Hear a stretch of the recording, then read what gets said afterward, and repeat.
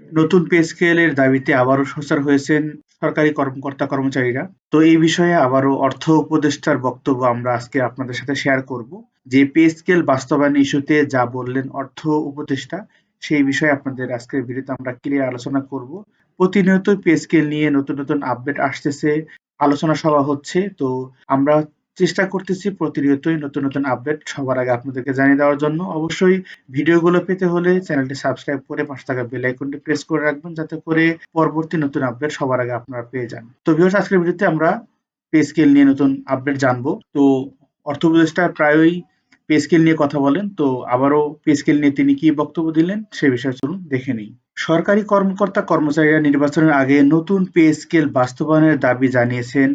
এর মধ্যে শুক্রবার ৯ জানুয়ারি বাংলাদেশ ব্যাংকের governor doctor Ahsan H Mansur জানান, ত্রয়োদশ জাতীয় নির্বাচনের আগে নতুন পে স্কেল ঘোষণার কোনো সম্ভাবনা নেই। বর্তমান সরকার এই বিষয়ে কোনো চূড়ান্ত সিদ্ধান্ত নেবে না এবং সেটাই যুক্তিযুক্ত। তো বাংলাদেশ ব্যাংকের গভর্নরের এই বক্তব্যের কারণে আবারও কর্মকর্তা-কর্মচারীরা আন্দোলনে নেমেছে এবং অনশন করছে বলে আমরা জানতে পারি।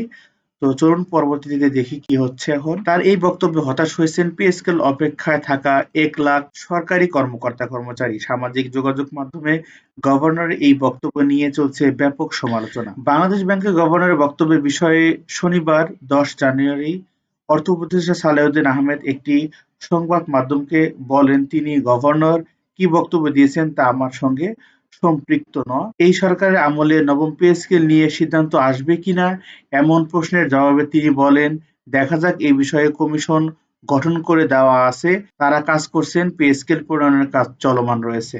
অর্থ উপদেষ্টা জানান, নবম পে স্কেল অন্তর্বর্তী সরকার বাস্তবায়ন করবে নাকি কাঠামো তৈরি করে দিয়ে যাবে, এই বিষয়গুলো তিনি নিজেই জানাবেন।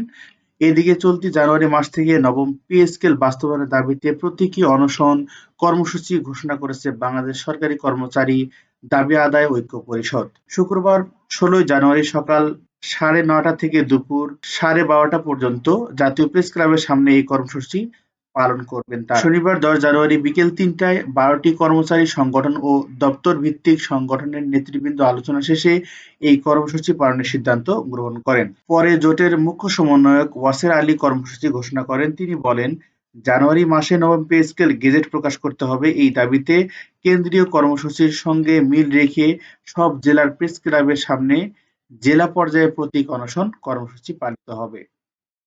তো ভিউয়ার্স, মূলত নবম পে স্কেল বাস্তবায়নের দাবিতে প্রতীকী অনশনের কর্মসূচি ঘোষণা করা হয়েছে।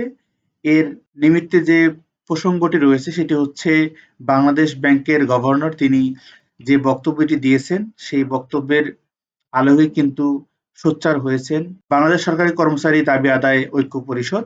তো তারা আগামী ১৬ জানুয়ারি সকাল ৯টা থেকে দুপুর ১২:৩০ পর্যন্ত জাতীয় প্রেস ক্লাবের সামনে এই অনশন কর্মসূচি পালন করবেন বলেও জানিয়েছেন।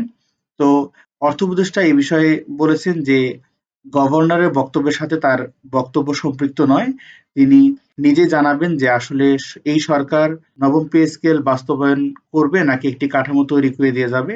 তো তিনি বলছেন যে তার যে কমিশন গঠন করা দেওয়া হয়েছে সেই কমিশন কাজ করতেছেন এবং পে স্কেলের প্রণয়নের কাজ চলমান রয়েছে। তিনি পরবর্তীতে জানিয়ে দেবেন যে আসলে এই সরকার নবম পে স্কেল বাস্তবায়ন করবেন নাকি একটি কাঠামো তৈরি করে দিয়ে যাবেন। তো ভিউয়ার্স, এই ছিল সর্বশেষ আপডেট। সবাই ভালো থাকবেন, সুস্থ থাকবেন। নতুন আপডেট পেতে হলে অবশ্যই চ্যানেলটি সাবস্ক্রাইব করে রাখবেন। আল্লাহ হাফেজ।